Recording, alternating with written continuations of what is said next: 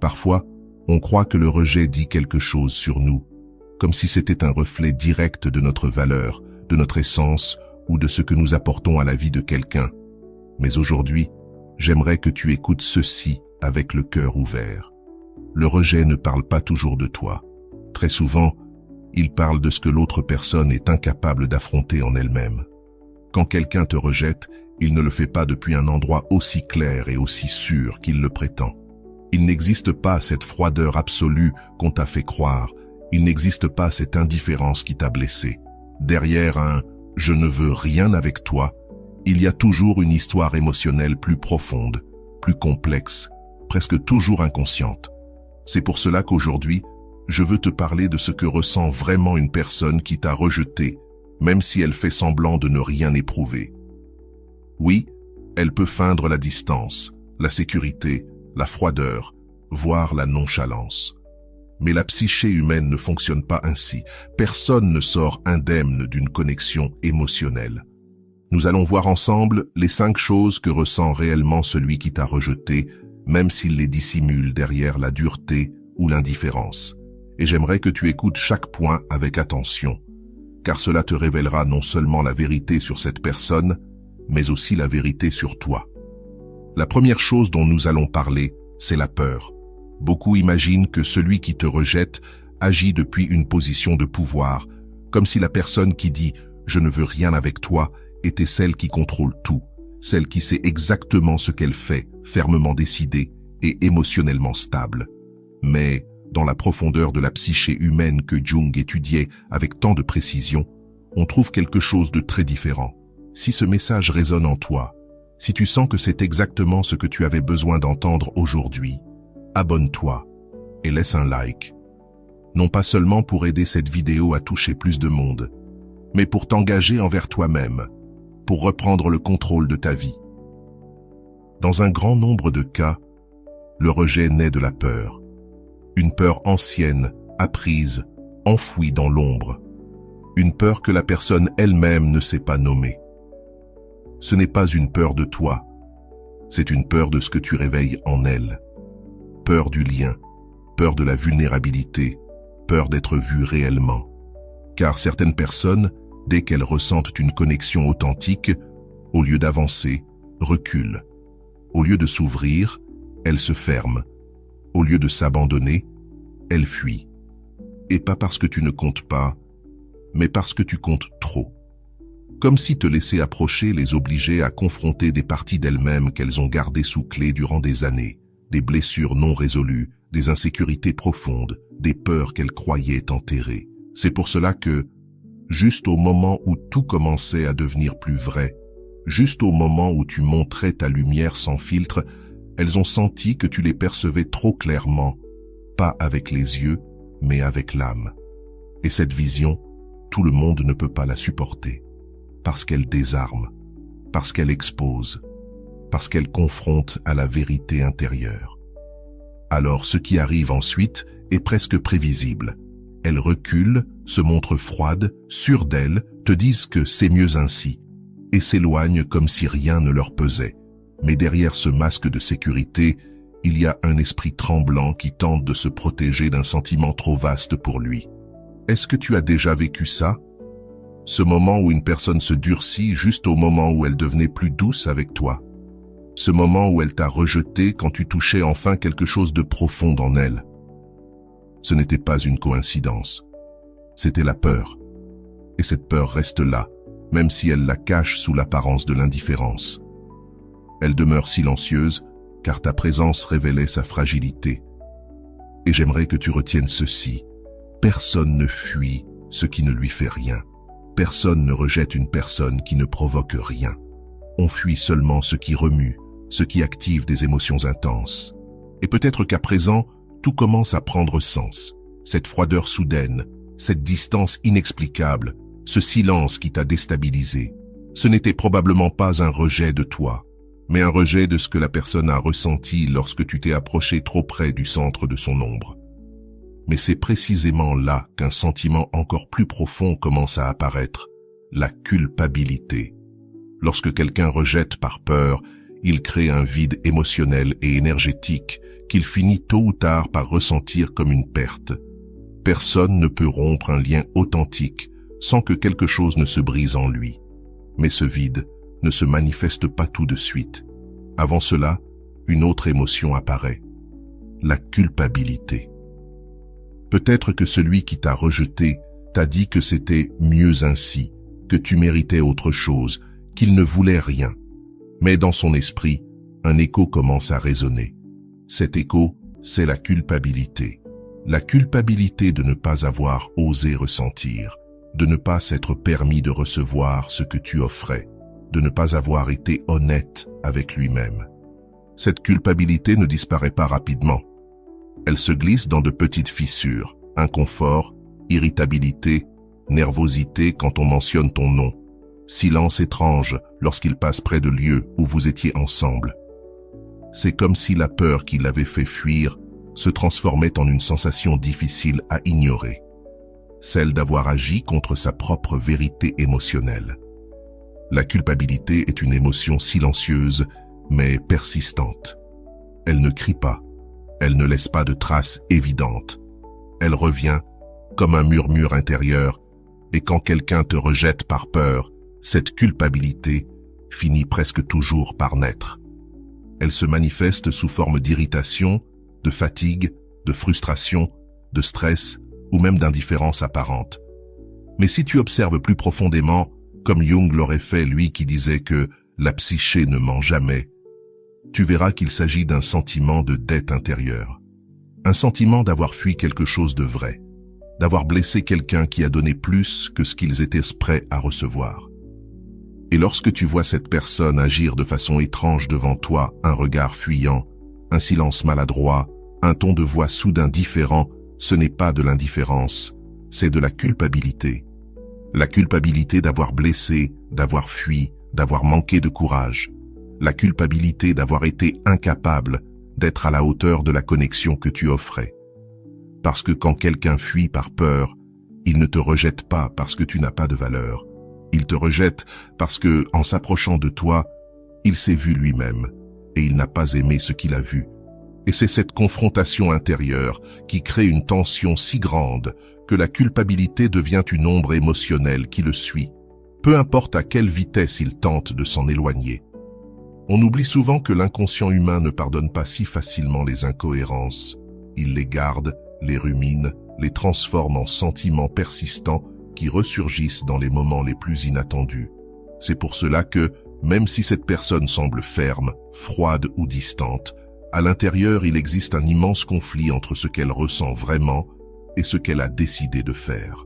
Et ce conflit crée une fracture interne qui se manifeste d'abord comme de la culpabilité. Une culpabilité qu'ils ne verbaliseront jamais, car l'admettre reviendrait à reconnaître qu'ils se sont trompés, qu'ils ont choisi la facilité plutôt que la sincérité, qu'ils ont agi depuis la peur et non depuis l'honnêteté émotionnelle. Et tout le monde n'est pas prêt à regarder cela en face. Ce qui est fascinant, c'est la manière dont cette culpabilité apparaît dans leur comportement quotidien. Peut-être les remarques-tu en train d'éviter certains endroits où ils pourraient te croiser, non pas parce qu'ils ne veulent pas te voir, mais parce que ton visage leur rappellerait qu'ils ont failli. Peut-être se crispe-t-il lorsque quelqu'un mentionne ton nom. Peut-être commence-t-il à se justifier devant les autres alors que personne ne leur a demandé quoi que ce soit, comme s'ils essayèrent de se convaincre eux-mêmes que ce qu'ils ont fait était la bonne décision. La culpabilité fonctionne ainsi. Elle pousse la personne à justifier ce qu'au fond d'elle-même, elle sait qu'elle n'a pas bien fait, non pas envers toi, mais envers elle-même. Et voici quelque chose que tu dois comprendre profondément. La culpabilité n'apparaît jamais pour quelqu'un qui ne signifiait rien. Il n'existe pas de culpabilité sans lien, pas de culpabilité sans connexion, pas de culpabilité sans impact émotionnel. Si cette personne ne ressentait absolument rien, il n'y aurait pas de conflit interne, pas d'écho. Mais la vérité, c'est que la culpabilité n'est que le début d'un processus plus profond. Après la culpabilité vient une émotion encore plus intense, la nostalgie.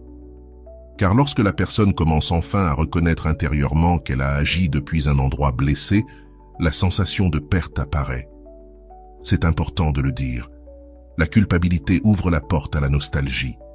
Et c'est là que tout commence à changer, car tu vas comprendre comment quelqu'un qui semblait tellement sûr de lui, tellement stable, tellement indifférent après t'avoir rejeté, commence à ressentir l'un des sentiments les plus inattendus. Tu lui manques.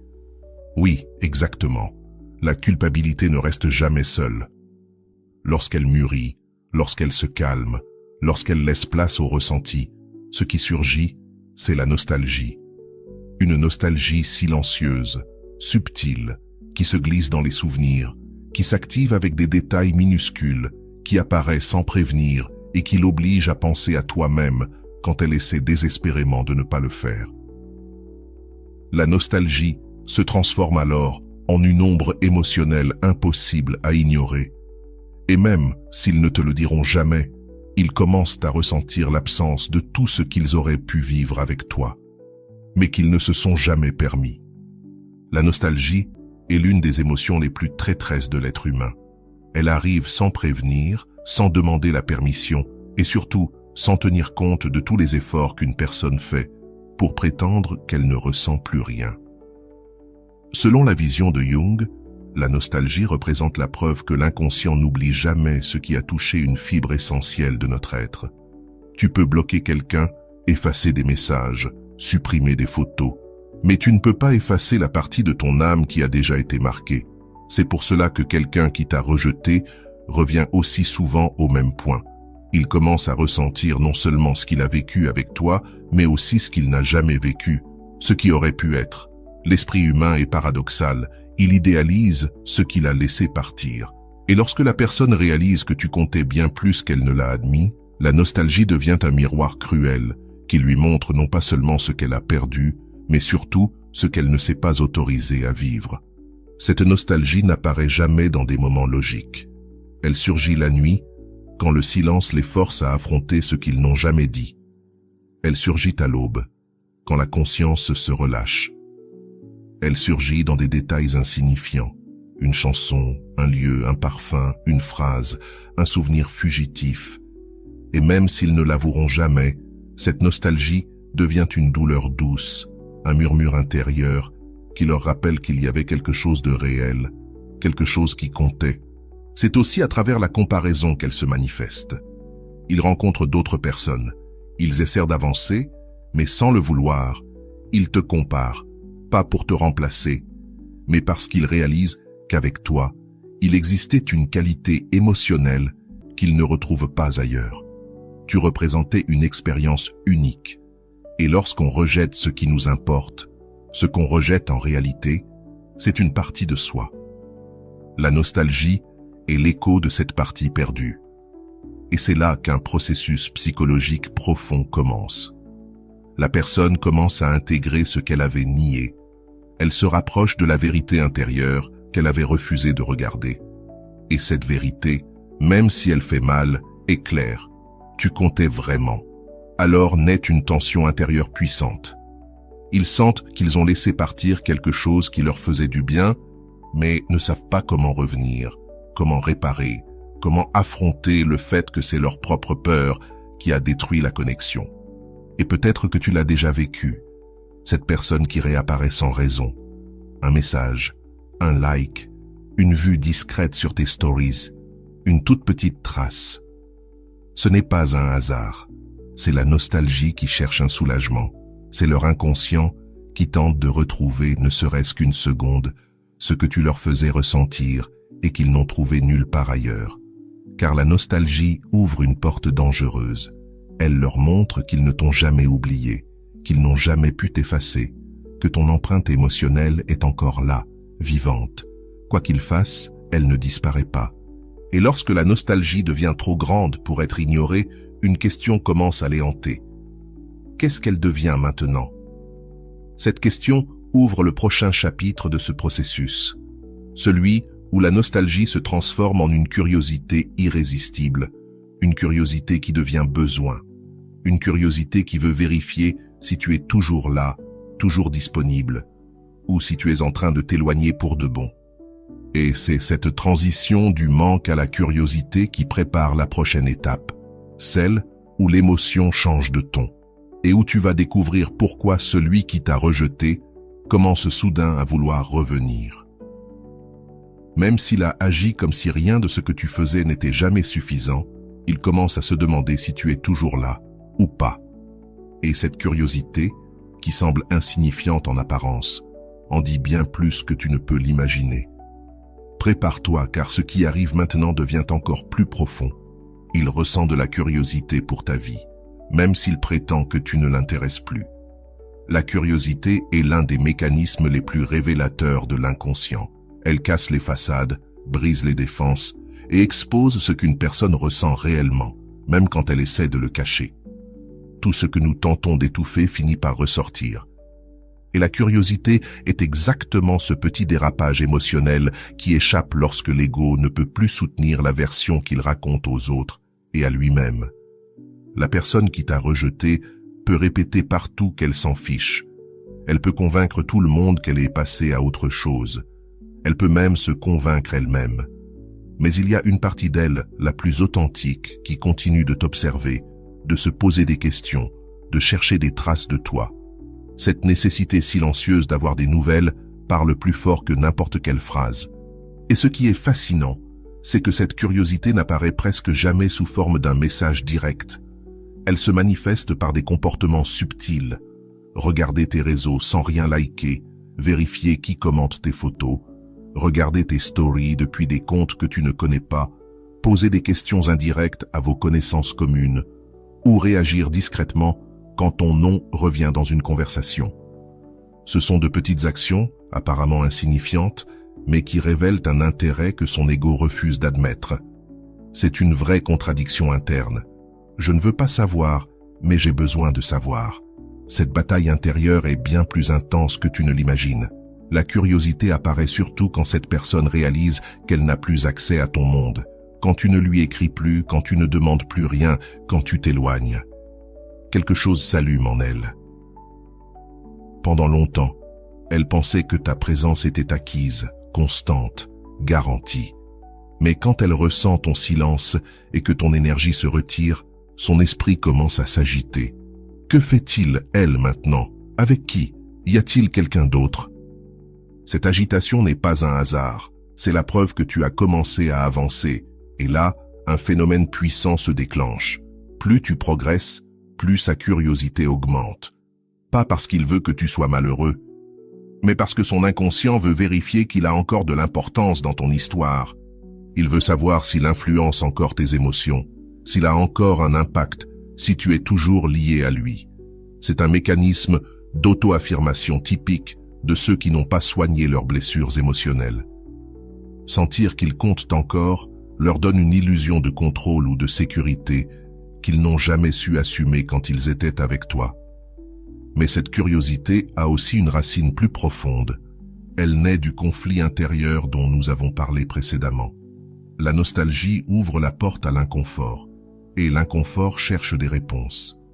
Alors, la personne se met à se remémorer des gestes, des détails, des instants. Et comme elle ne sait pas quoi faire de tout ça, son esprit cherche des informations pour calmer le doute, mais ce doute ne se calme jamais. Au contraire, il s'intensifie lorsqu'elle découvre que tu n'es plus là où elle t'avait laissé. Tu avances, tu guéris, tu changes, tu ouvres de nouvelles portes. Et c'est à ce moment-là que la curiosité se transforme en inquiétude. Une inquiétude qui déclenche la question la plus redoutée. Et si je suis réellement en train de la perdre?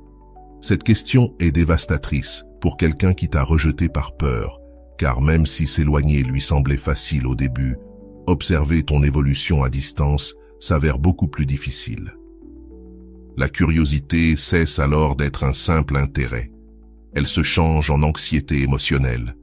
Une anxiété liée à l'idée de ne plus faire partie de ton monde, à l'idée que tu ne penses peut-être plus à lui, à l'idée qu'il a perdu sa place dans ton cœur. Et même si tu ne le remarques pas toujours, cette anxiété trahit la personne par de minuscules détails.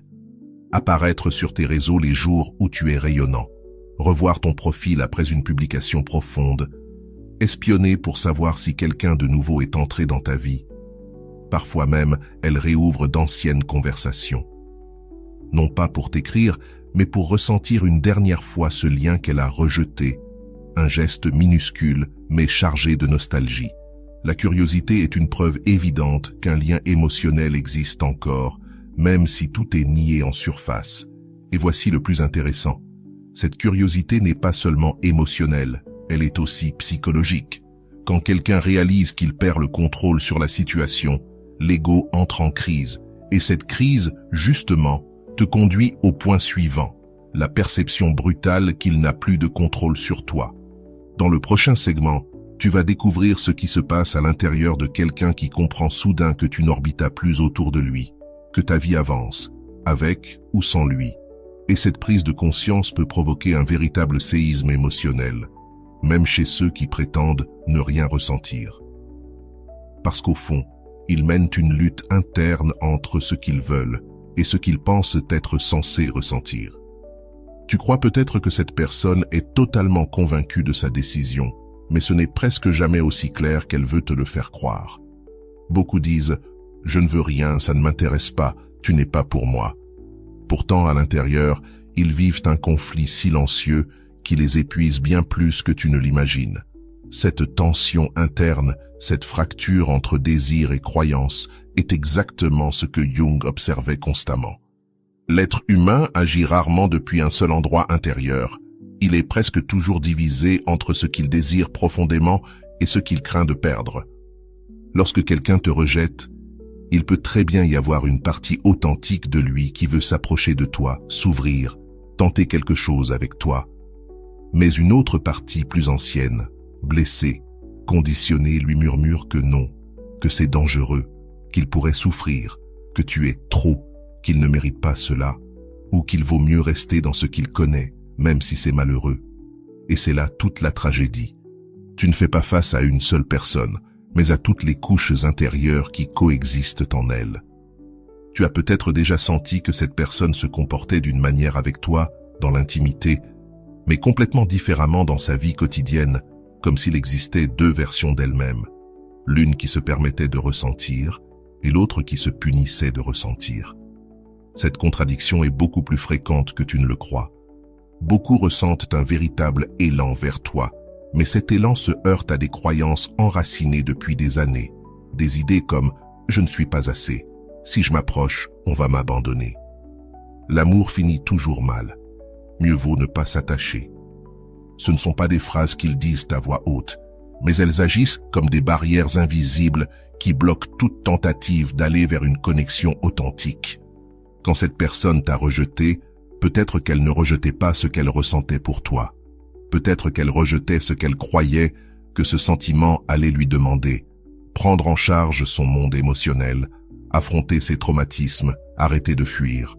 Tu es devenu un miroir trop clair, trop honnête, et quand quelqu'un n'est pas prêt à se regarder, il préfère briser le miroir plutôt qu'affronter son propre reflet.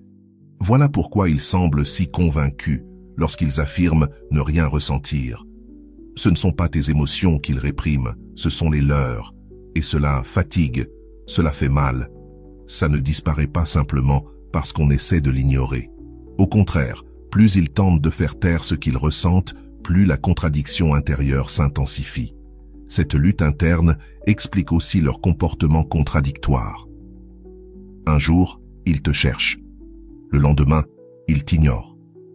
Un jour, ils montrent de l'intérêt. Le jour suivant, ils semblent froids. Ils disent ne rien vouloir. Mais ils regardent tes réseaux, apparaissent dans tes stories, demandent de tes nouvelles, reviennent sans que tu les appelles. Ce n'est pas un hasard. C'est de la résistance émotionnelle déguisée en indifférence. Et toi, tu l'as senti. Malgré leurs mots, quelque chose dans leur regard, dans leur ton, dans leur énergie, racontait une autre histoire. Cette intuition est très souvent juste. Tu perçois le conflit qu'ils vivent en eux. Il y a quelque chose d'encore plus profond. Lorsque quelqu'un te rejette pour se protéger, il ne choisit pas le bonheur. Il choisit la peur. Et quand la peur dirige, le désir se retrouve enfoui sous des couches de déni. Avec le temps, cette contradiction devient un poids qui ne se voit pas au début, mais qui finit par se transformer en anxiété, en insatisfaction, en nostalgie, parfois même en colère contre soi-même. car il est difficile de vivre en sachant qu'on a peut-être laissé partir quelque chose qu'on voulait vraiment, quelque chose qui nous avait touchés, quelque chose qui nous avait profondément émus. Si tu ressens que tout cela résonne avec ton histoire et que tu veux continuer à grandir, comprendre ton esprit et guérir les blessures qui font encore mal, alors la suite est pour toi. Je t'invite à poursuivre ton chemin. Il existe des vidéos qui peuvent t'aider à renforcer ta valeur, à briser les schémas qui t'ont limité et à te rappeler qui tu es réellement.